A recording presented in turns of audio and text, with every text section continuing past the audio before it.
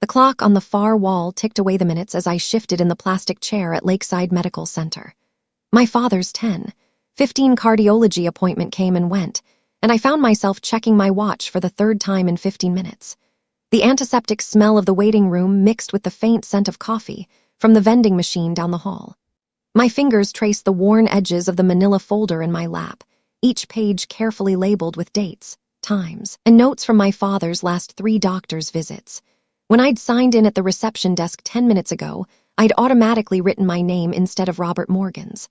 The pen moved across the form without thought muscle memory taking over as it had so many times before.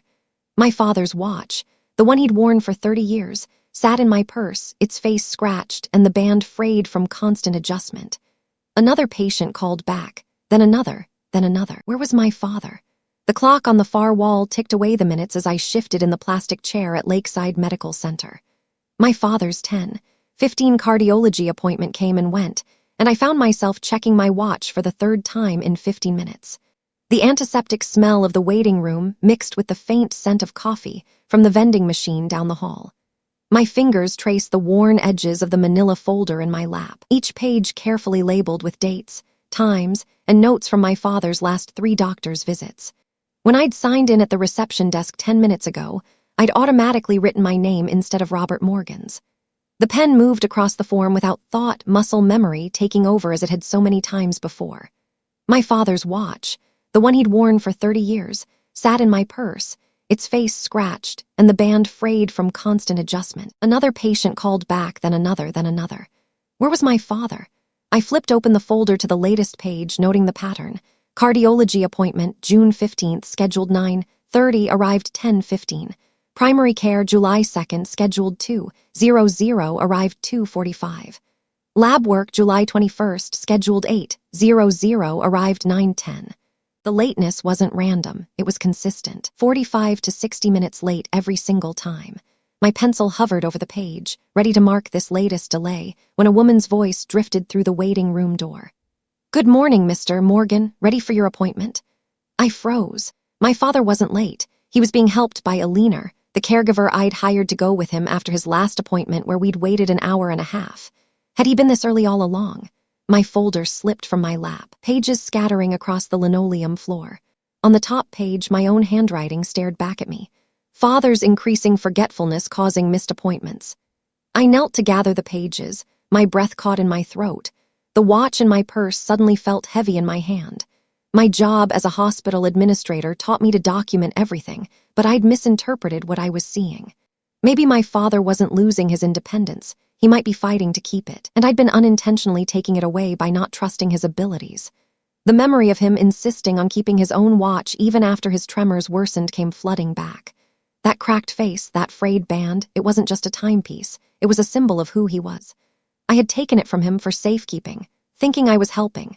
But was I really? The door opened, and Alina appeared with Robert, his shoulders squared, his chin held high.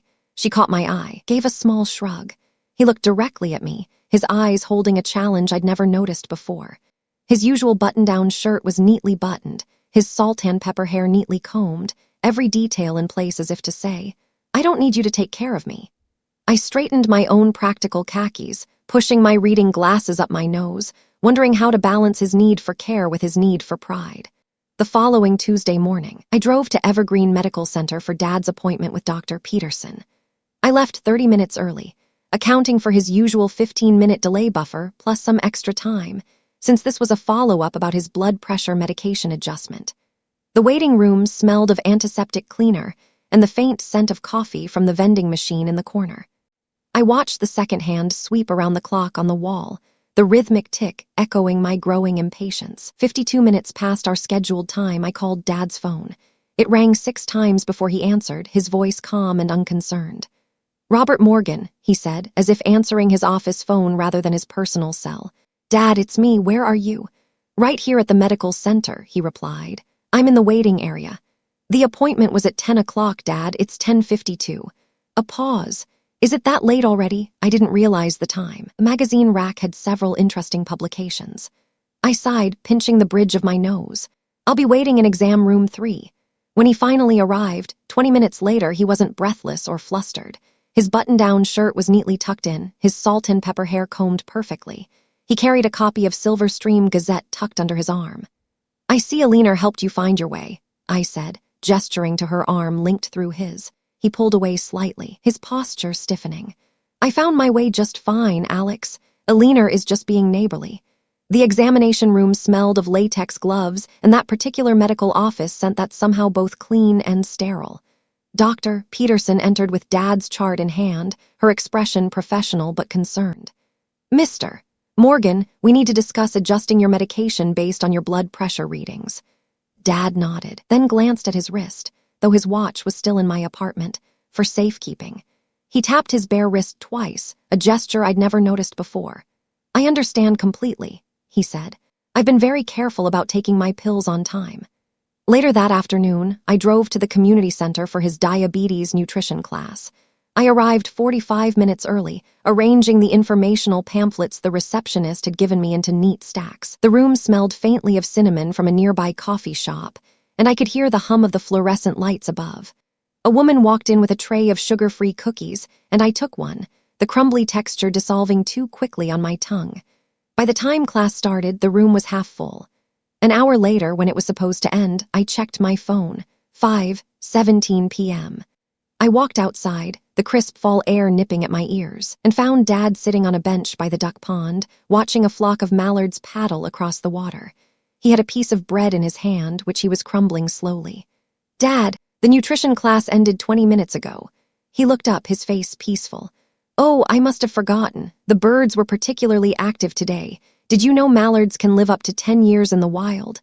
On the drive home, the leaves were changing colors, reds and oranges and yellows catching the late afternoon sun. I kept glancing at the dashboard clock, each minute feeling longer than the last. The following Thursday was Dad's medication review at the pharmacy at the corner of Maple and First Street. I brought along a detailed list of his current medications, dosages, and times, the paper crisp in my hand. The pharmacy smelled of mint and that medicinal odor unique to pharmacies. I could hear the constant beeping of the cash register and the soft rustle of paper bags being filled. 70 minutes past our scheduled appointment time, Dad finally strolled in, carrying a grocery bag from Miller's Market.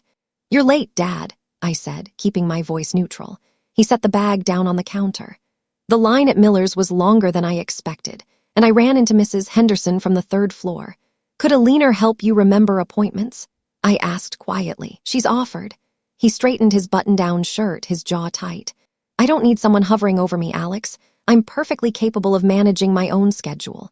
The pharmacist, a woman named Linda with glasses perched on her head, looked between us. "Mr. Morgan, I have your medication review here." As she went through each medication with him, I noticed him tapping his fingers on the countertop, a nervous habit I hadn't seen before. He nodded at everything Linda said, but his eyes kept darting toward the door. That night, I couldn't sleep. I got up, made chamomile tea that smelled faintly of apples, and sat at my kitchen table. The light from the refrigerator hummed softly in the quiet apartment.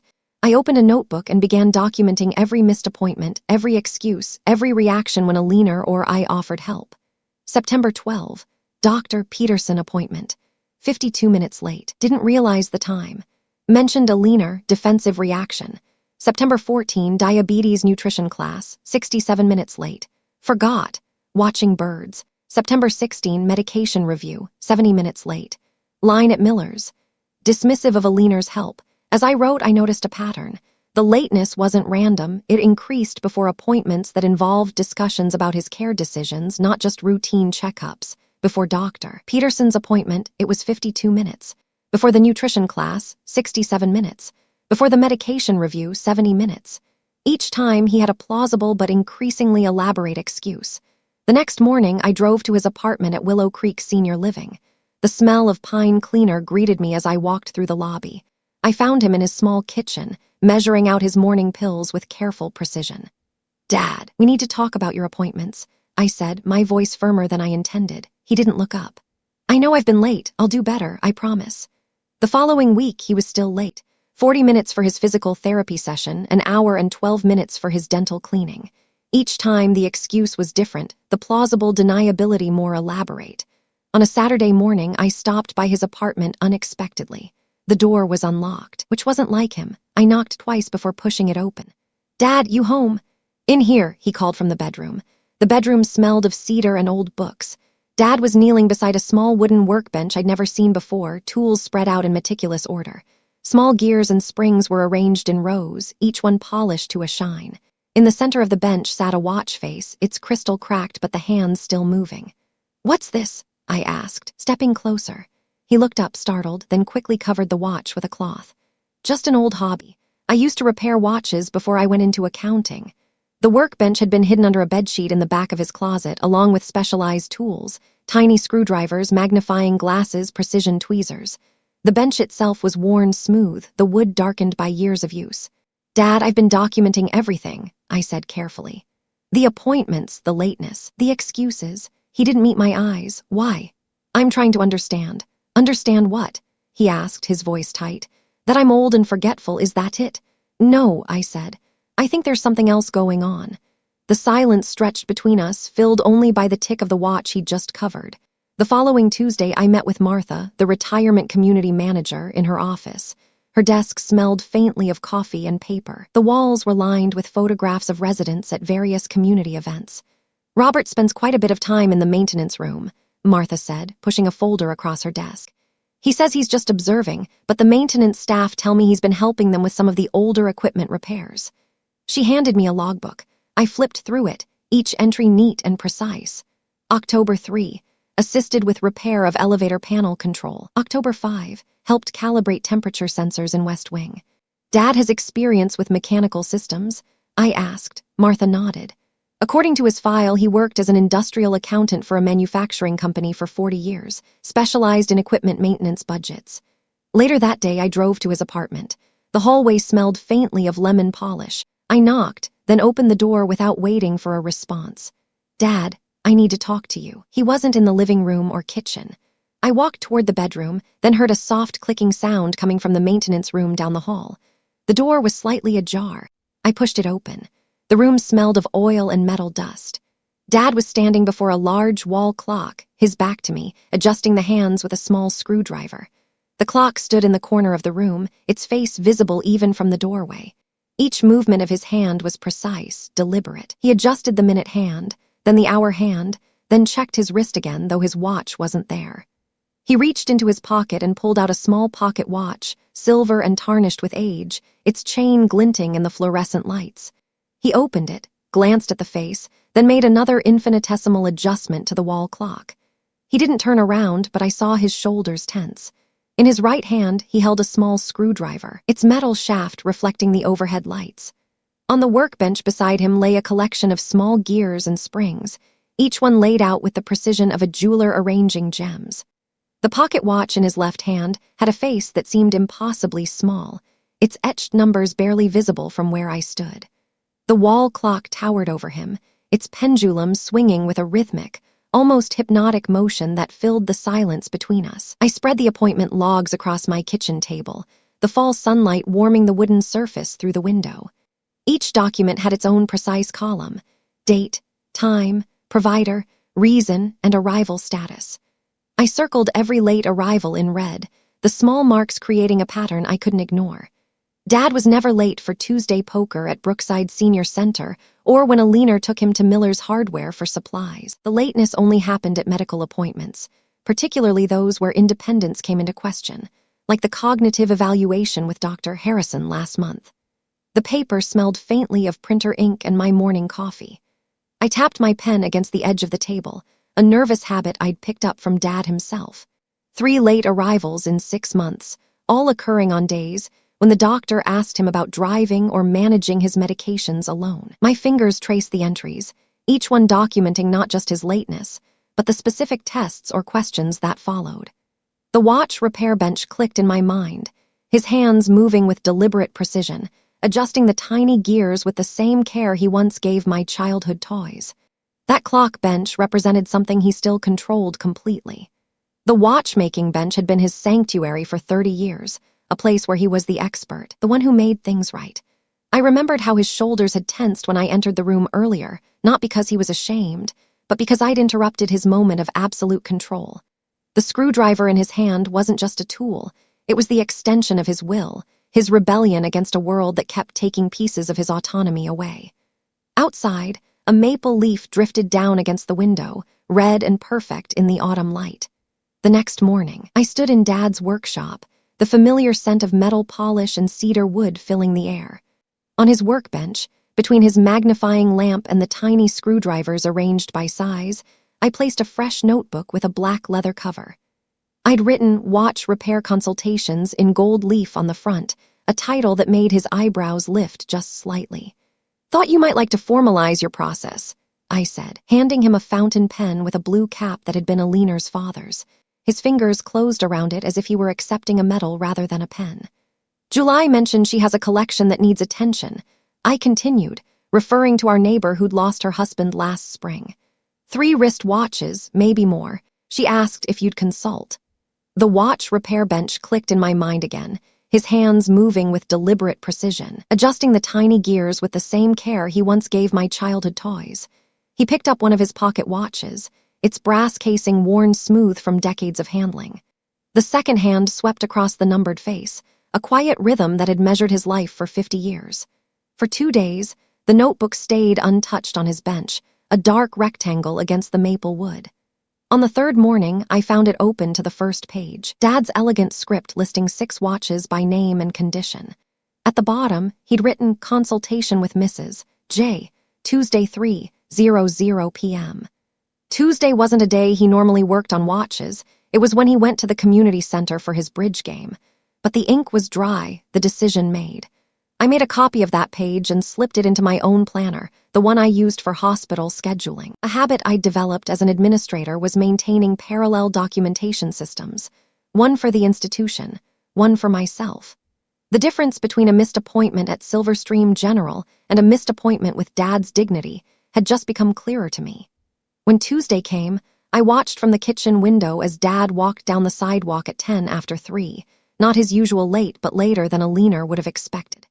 His shoulders were straight, step deliberate.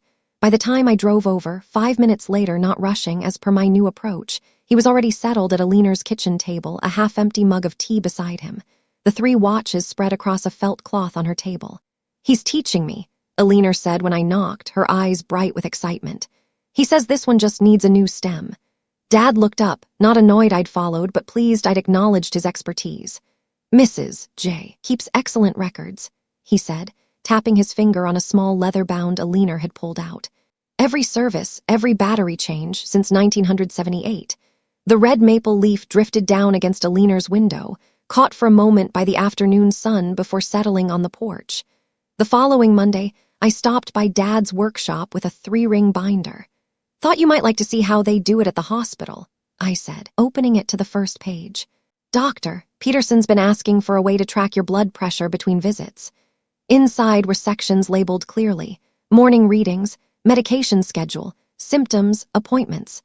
I'd used the color coding system from our oncology department, green for normal ranges, yellow for caution, red for when to call immediately. The paper was heavy cardstock, the kind we used for patient charts that needed to last years. Dad ran his fingers over the tabs, each one precisely labeled with a month. "So you want me to write things down?" he asked, skepticism in his voice but interest in his eyes. "Not exactly," I said, sliding a digital blood pressure monitor across the table. "This one stores the readings automatically, but we can print them out for the binder, like those watches you keep records for."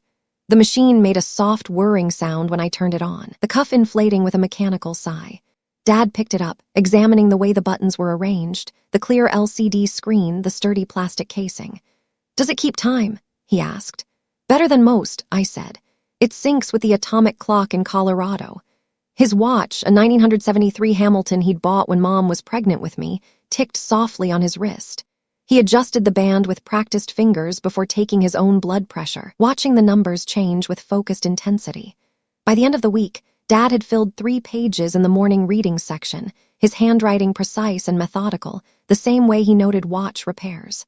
"The numbers are better when I drink my tea before coffee," he announced one morning, pushing the binder toward me over breakfast. "At least 15 points difference on the systolic." The kitchen smelled of coffee and toast, the steam curling from our mugs. Outside, the leaves had begun to change in earnest, splashes of orange and red against the deep green of the evergreens that gave the county its name.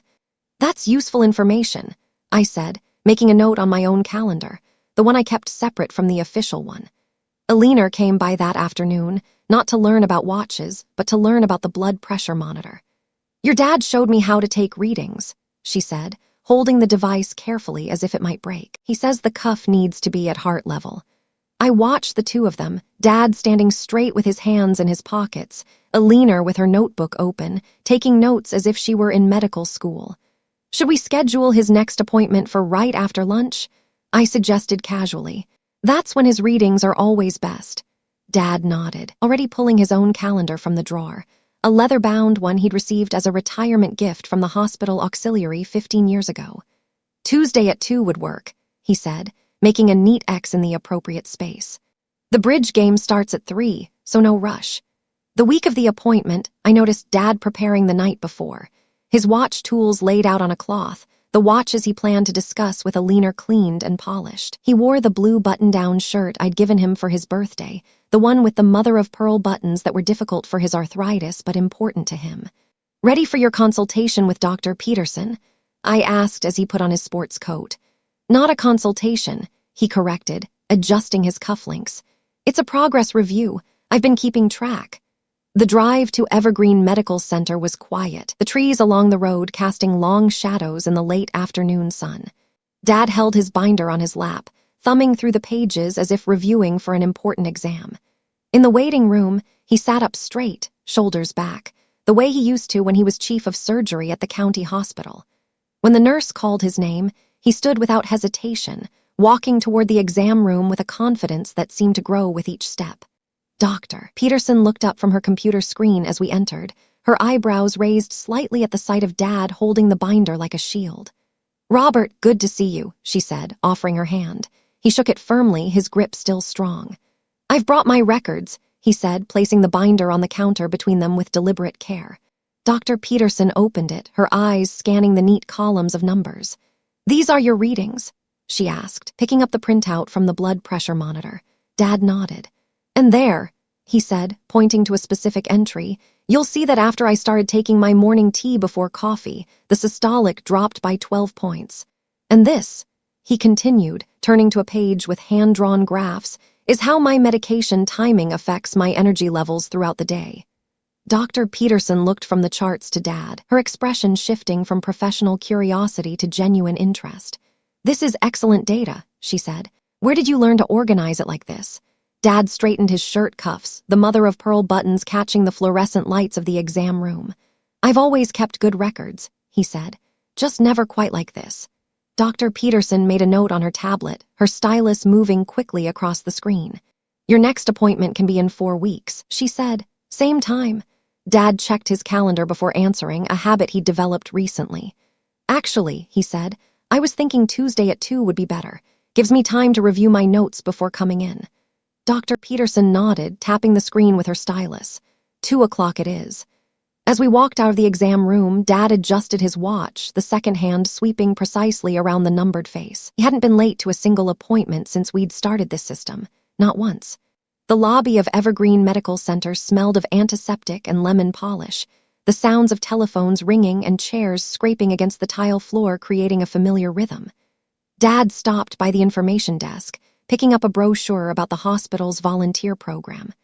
"Might be time to give back again," he said, holding the paper in both hands as if it were something precious. Outside, the autumn sun caught the red and gold leaves, making them glow against the blue mountain sky. I remember those first few appointments when we'd sit in the waiting room, Dad checking his watch every minute, the clicking sound somehow louder than the television playing in the corner.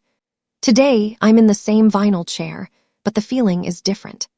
The coffee in the vending machine tastes like burnt plastic, always has. The door to the waiting room swings open exactly 20 minutes past the appointment time, but I don't feel that familiar tightness in my chest anymore. Dad walks in, a leaner beside him, carrying that small leather case of his watch tools. He's not late, not really. He's been working on his latest project at his bench in the workshop, cleaning and adjusting the timepiece he plans to wear to his brother's anniversary party next month. The scent of metal polish still clings to his shirt sleeves.